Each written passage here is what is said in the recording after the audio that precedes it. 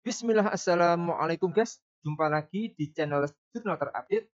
Nah, memang sangat keren sekali ketika Bu Mega menunjuk nama Adiana Pitupulu, Ahok, dan Ganjar Pranowo untuk menjadi pengurus DPP PDI Perjuangan, guys. Apakah ini untuk memberikan kejutan-kejutan besar menjelang Pilkada serentak 2024? Jadi tak perlu berlama-lama, langsung saja kita simak video ini, guys. Bismillah.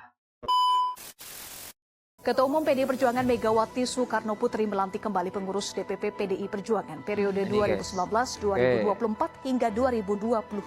Ya.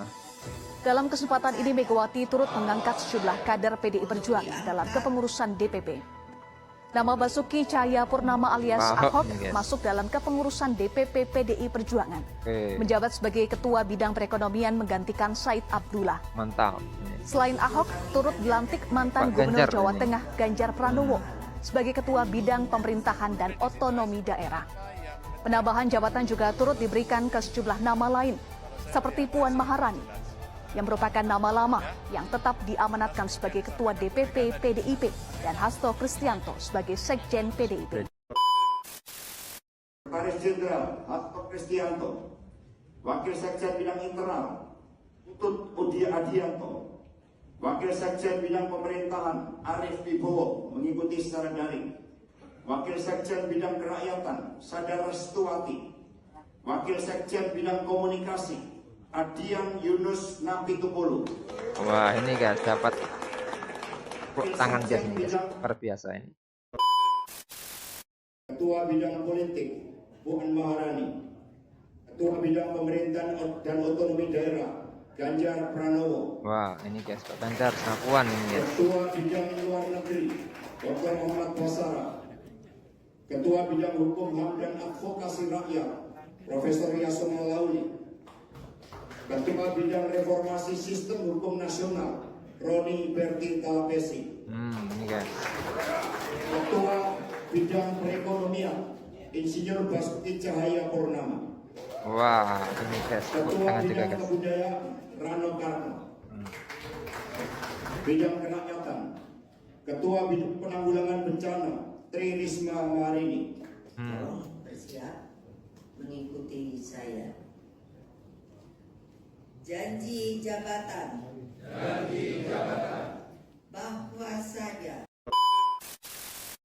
perubahan struktur dari Dewan Pimpinan Pusat PDI Perjuangan dan kepala badan itu tidak lain sebagai bagian dari adaptive policy yang bersifat strategis di dalam menghadapi tantangan ke depan yang tidak ringan, tetapi struktur tersebut juga diperlukan untuk mempersiapkan pilkada serentak. Karena yang ingin kita bangun dengan pilkada itu adalah prinsip-prinsip kesetaraan dari setiap anak bangsa untuk dapat didorong melalui proses yang demokratis menjadi pemimpin. Secara ideal, meskipun mereka berasal dari kalangan rakyat biasa, tetapi memiliki kemampuan profesional, memiliki komitmen ideologis, memiliki kemampuan teknokratik untuk membawa perubahan Indonesia, maka mereka harus diberikan ruang sehingga pilkada bukan menjadi konsensus elit, kemudian melakukan pengaturan dan kemudian membawa jarak dengan rakyat. Maka pilkada harus menjadi gerakan bagaimana kesetaraan, hak yang sama untuk menjadi pemimpin itu dapat ditumbuh kembangkan. Ini sebagai kritik bagaimana sepertinya pilkada ini hanya menjadi konsensus dari elit. Maka PDI Perjuangan membuka ruang dari kalangan rakyat biasa untuk dapat berproses melalui sekolah partai dan akhirnya dipersiapkan menjadi pemimpin. Muncul wajah-wajah yang tidak asing lagi, ya seperti ada Pak Adian, Wakil Sekjen Bidang Kominfo. Tentu saja partai perlu mengevaluasi, memperkuat dan tentu saja melihat situasi dan kondisi yang ada. Kita Ketua Umum menyikapi bahwa kepengurusan DPP periode yang harusnya selesai tahun 2024 ini Diperpanjang. untuk tetap bekerja membantu bergotong royong sampai selesainya pilkada. Ya, ya. Dengan adanya nama-nama baru kayak Pak Ganjar, Pak Ahok itu sebenarnya apakah memang ada persiapan tertentu untuk dipersiapkan jadi pemimpin ke depan itu? Yang ada adalah karena memang ada tempat kosong karena satu anggota DPP ada yang wafat, kemudian ada yang kemudian tidak bisa keluar atau bekerja kembali. Jadi memang posisi-posisi kosong ini kemudian harus diisi, dan tentu saja dengan yaitu menyikapi situasi kondisi yang ada, kita Ya. perlu untuk bahu membahu bergotong royong memperkuat partai di tahun 2024 ini.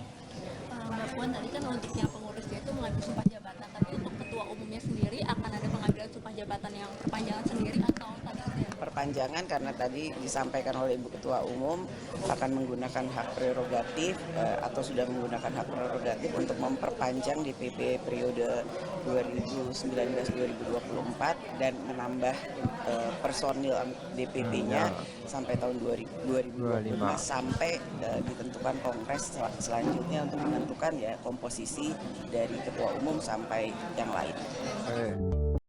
Oke guys, jadi ini pengamat politik sekaligus Direktur Eksekutif Parameter Politik Indonesia, Adi Praetno, meyakini bahwa adian Pak Ganjar dan Basuki Cahayapurnama atau Ahok mampu untuk meningkatkan kinerja kepengurusan baru Partai Demokrasi Indonesia Perjuangan, guys. Adi Praetno menilai wajar ketika akhirnya Bu Mega mengangkat ketiganya menjadi pengurus DPP PDIP. Menurutnya, ketiganya sangat PDIP, guys.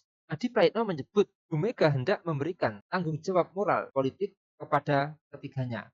Dia menyebut ketiganya akan mampu meningkatkan kekuatan politik PDIP ke depannya. Selain itu, Direktur Eksekutif Indonesia Public Institute atau IPI, Karyono Wibowo, juga melihat hal yang sama. Dia menilai adian Ahok dan Ganjar diharapkan mampu untuk meningkatkan kinerja PDIP. Kata Karyono, penunjukan tersebut sudah melalui berbagai pertimbangan yang matang dari Bu Mega, tentunya mempertimbangkan aspek kualitas, kapabilitas, loyalitas, dan integritas.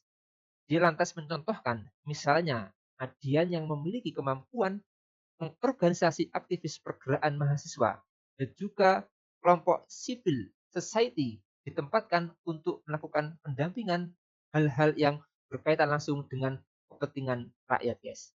Jadi mungkin itu guys yang bisa saya uraikan untuk video kali ini. Bagaimana menurut kalian soal video ini?